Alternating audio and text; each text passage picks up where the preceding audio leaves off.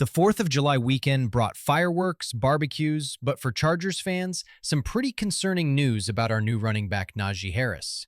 When rumors started swirling on social media earlier this week, I wasn't sure what to believe. But now that we have official confirmation from his agent and some actual reporting from the Mercury News, we need to break down what this means for the Chargers heading into training camp. Before we dive into the football implications, I want to hear from you guys in the comments. How concerned are you about this injury on a scale of 1 to 10? Are you worried this could impact our season opener against the Chiefs, or do you think the agent's statement downplaying it as superficial is accurate? What's up, Chargers fans? Welcome to the NFL Playbook Chargers. If you're new here, don't forget to hit that subscribe button. This channel is all about breaking down everything you need to know about the Bolts. Let's start with what we actually know, because honestly, the details have been pretty murky all week. The official statement from Harris's agent, Doug Hendrickson, was pretty vanilla. Naji Harris was present at a 4th of July event where a fireworks mishap resulted in injuries to several attendees. Najee sustained a superficial eye injury during the incident, but is fully expected to be ready for the upcoming NFL season. That's it. No timeline, no specifics about the injury, just the bare minimum to confirm he was involved. But here's where it gets interesting. About 30 minutes before that agent statement dropped, the Mercury News published a much more detailed report. They were the first major outlet to actually name Harris as being involved in this incident. According to their reporting, this happened at 12:20 a.m. on July 5th in Antioch, which is Harris's hometown. Multiple people were injured, some were hospitalized, and Harris himself went to John Muir Hospital in Concord first, then was transferred to Stanford Hospital for treatment. Now, I've covered enough NFL injury news to know that when an agent uses the word superficial, that doesn't necessarily mean much. With eye injuries, superficial could mean anything from a corneal abrasion to something more serious. The fact that he was transferred from one hospital to Stanford suggests this wasn't just a minor scratch that needed a Band-Aid. What really struck me about this whole situation is how long it took for any official confirmation. We're talking about a week of speculation on Twitter and Reddit, with people throwing around wild theories about the extent of the injury. Some posts were claiming he'd lost his eye entirely, which thankfully appears to be false. But the silence from the Chargers organization and Harris's camp during all this speculation tells me they were probably trying to figure out how serious this actually was. The Mercury News report also gave us some context about the other injuries from this incident. According to the San Francisco Chronicle, 6 men and a 13-year-old boy were hurt when this firework exploded. The person who actually lit the firework was in critical condition as of Sunday afternoon, having lost several fingers and suffered injuries to his face and chest. So we're talking about a serious explosion here, not just a sparkler gone wrong. This brings up something I always feel obligated to mention when we talk about these types of incidents. We see this stuff every year around the 4th of July. Remember Jason Pierre-Paul back in 2015?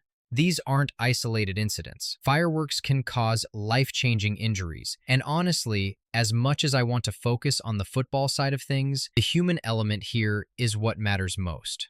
Harris and his family and friends were celebrating a holiday, and now they're dealing with medical issues that could have been avoided. From a football perspective, though, we need to talk about what this means for the Chargers. Training camp is literally starting this week. Rookies report tomorrow, veterans report on the 16th, and the first practice is on the 17th. The timing of this couldn't be worse for a team that's trying to establish a new offensive identity under Greg Roman. I expect the Chargers to place Harris on the NFI list when camp opens. That's the non-football injury list, which they used last year with Junior Colson when he had his appendectomy. Players can come off the NFI list at any time during camp. But here's the catch. If a player is still on the NFI list when the team has to make their 53-man roster cuts, they automatically get placed on the NFI list for the first 4 weeks of the regular season. That's a crucial detail that I don't think enough people are talking about. If Harris isn't cleared to practice by the end of August, he's looking at missing the first 4 games of the season. That would include our season opener against the Chiefs, plus games against the Raiders, Broncos, and Giants. Those are all winnable games, and losing your starting running back for that stretch would be a significant blow. The agent's statement says Harris is fully expected to be ready for the upcoming NFL season. But that's pretty vague language. The NFL season technically starts in September, so he could miss all of training camp and still technically be ready for the season. I'm reading between the lines here, but I don't think we're going to see Harris on the practice field for at least the first week or two of camp. This creates some interesting dynamics for the running back room. We know Omarion Hampton is going to be the primary back, but Harris was supposed to be a significant part of the rotation.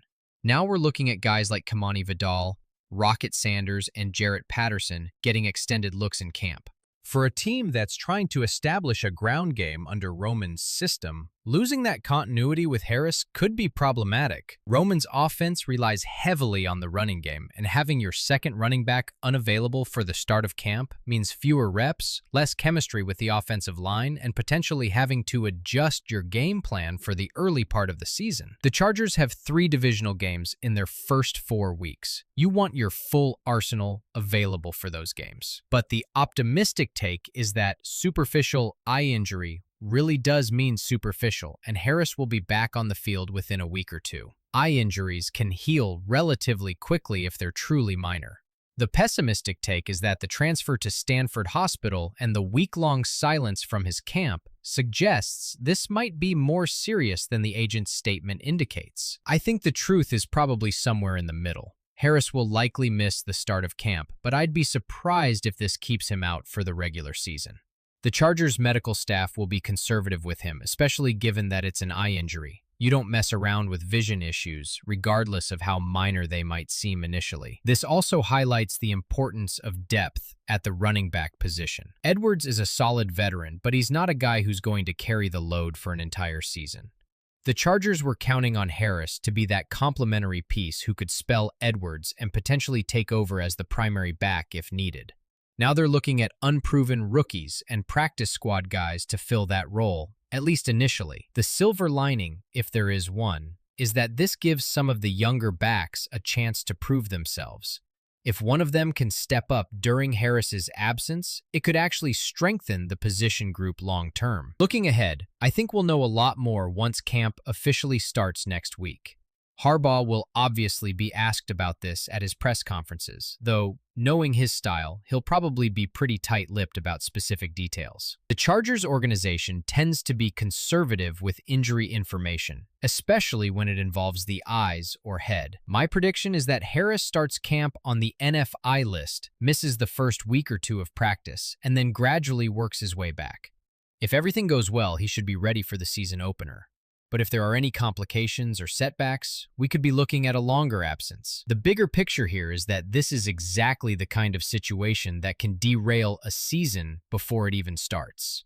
The Chargers have high expectations this year, and they can't afford to have key players missing time due to preventable injuries. Harris needs to get healthy, but the organization also needs to have serious conversations about player safety and decision-making during the off-season. For now, we wait and see what happens when camp opens. The Chargers have dealt with worse situations before, and they'll find a way to adapt. But this is definitely not how you want to start what's supposed to be a breakthrough season. Harris's health is the priority, but from a football standpoint, this creates some real challenges for a team that was already facing questions about their offensive consistency.